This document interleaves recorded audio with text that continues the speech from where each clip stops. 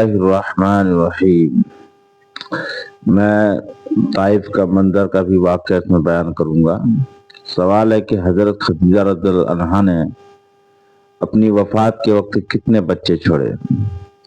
جواب ہے کہ 4 صاحبزادیاں اور پہلے شوہر سے ایک صاحبزادے جن کا نام ہند تھا۔ سوال، لڑکیوں میں سے کس کس کی شادی ہو چکی تھی؟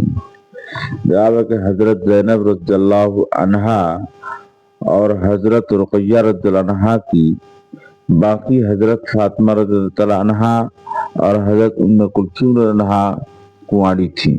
سوال، حضرت خدیجہ رضی اللہ عنہا کی وفات کے بعد حضور صلی اللہ علیہ وسلم نے دونوں صاحبزادیوں کی دیکھ بھال اور پرورش کا کیا انتظام کیا؟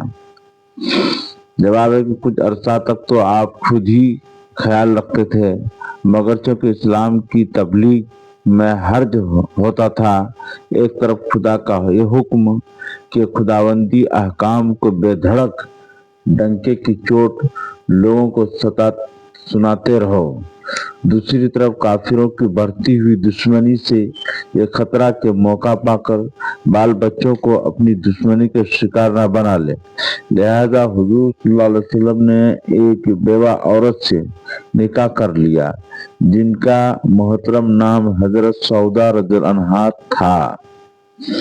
سوال، ابو طالب کی وفات کے بعد قریش نے حضور صلی اللہ علیہ وسلم کے ساتھ کیا برتاؤ کیا؟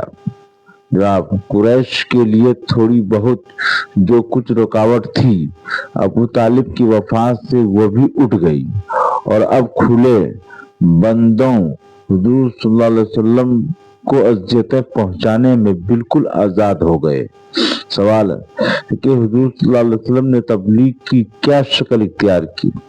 جواب کہ مکہ کے لوگوں پر جب کوئی اثر نہ پایا تو حضور صلی اللہ علیہ وسلم نے خیال کیا کہ ممکن ہے کہ قریب کی کسی دوسری آبادی میں کچھ اثر ہو، تو آپ صلی اللہ علیہ وسلم طائف تشریف لے گئے اور وہاں کے لوگوں کو سمجھانا شروع کیا، مگر ان کم بختوں نے مکہ والوں سے بھی زیادہ تکلیفیں دی۔ ایک دن بدماشوں کو اشارہ کر دیا جو جھولیوں میں پتھر بھر کر بازار میں دونوں طرف کھڑے ہو گئے۔ حضور صلی اللہ علیہ وسلم جس طرف جاتے حضور صلی اللہ علیہ وسلم پر پتھر برساتے، بدن مبارک خون میں نہا گیا تھا، جوتیاں خون سے بھر گئی تھی، بار بار سر چکراتا اور اللہ کا سب سے پیارا نبی زمین پر بیٹھ جاتا، مگر وہ دونوں بازو پکڑ کر کھڑا کر دیتے اور پھر اسی طرح گستاخیاں کرتے۔ آپ صلی اللہ علیہ وسلم مجبور ہو کر مکہ واپس تشریف لے آئے۔ سوال، اس سفر میں حضور صلی اللہ علیہ وسلم کے ساتھ کون تھے اور کتنی مدت حضور صلی اللہ علیہ وسلم نے طائف میں قیام کیا؟ جواب، حضرت زید بن حارثہ رضی اللہ تعالی عنہ حضور صلی اللہ علیہ وسلم کے ساتھ تھے اور 1 ماہ حضور صلی اللہ علیہ وسلم نے طائف میں قیام کیا۔ سوال، اس بلا پر اللہ کا ظاہری احسان کیا ہوا؟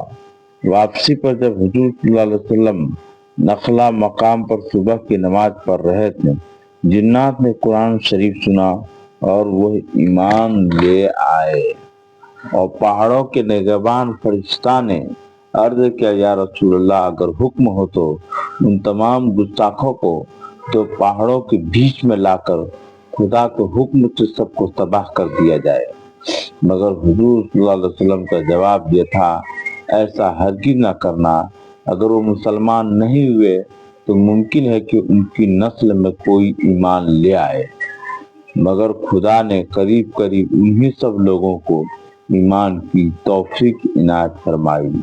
جزاک اللہ خیر۔ سبھی لوگ ہماری ویڈیو کو زیادہ سے زیادہ شیئر کریں۔